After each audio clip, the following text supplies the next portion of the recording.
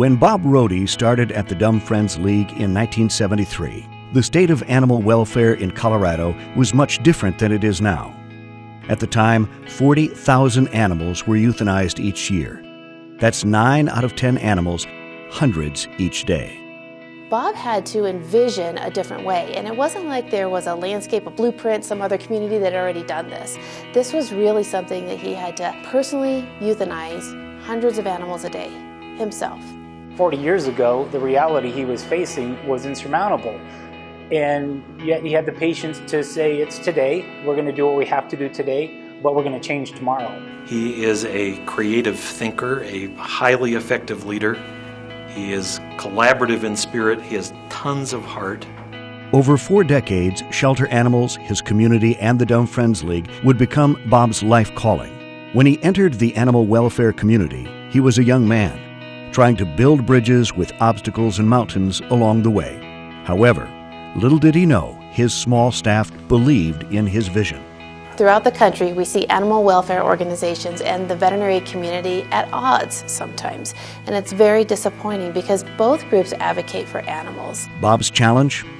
Address the 40,000 animals each year that were being euthanized. He had to find the core of the problem and a community-focused solution. Bob started with the basics. He knew partnering early on with veterinarians was key, so he started with spay and neuter clinics, new initiatives such as microchipping 25,000 cats, and meeting with DAVMS and CVMA leadership. He soon became active nationally and was instrumental in the development of PACFA, the Colorado organization that sets enforceable standards for pet animal facilities across the state. As the past president of the Society for Animal Welfare Professionals, he helped create the Certified Animal Welfare Administrator Program. Bob has served as a leader on the National Council of Pet Population, on numerous industry advisory boards, and is a trusted advisor to many leaders of animal shelters all across the country. Bob was successful in these collaborations because he's stubborn, he's brilliant, he's willing to ask for what he wants, and he's willing to listen. Did you think about giving up at any point?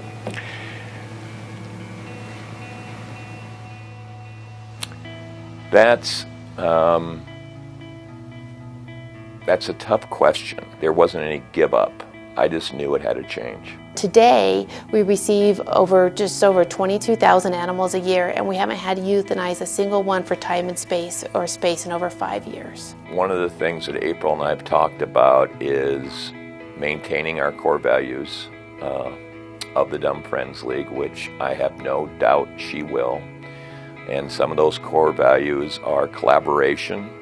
Our integrity is very important to me. Bob was gracious enough to take me under his wing when I came aboard to CVMA and helped me understand not only the issues, but the opportunities on what we could do together. Bob is brilliant, and he won't admit it. He doesn't necessarily realize how much of a social change he has created. He will give credit to everyone and anyone else that he can possibly give credit to, and I hope he can hear what people are saying about him and that he truly has been a main reason that animal welfare is where it is in Colorado. Dumb Friends League is a model for shelters across the country, and we certainly get enough visitors here. But the irony behind it is that is never first on his agenda. People make the difference for animals.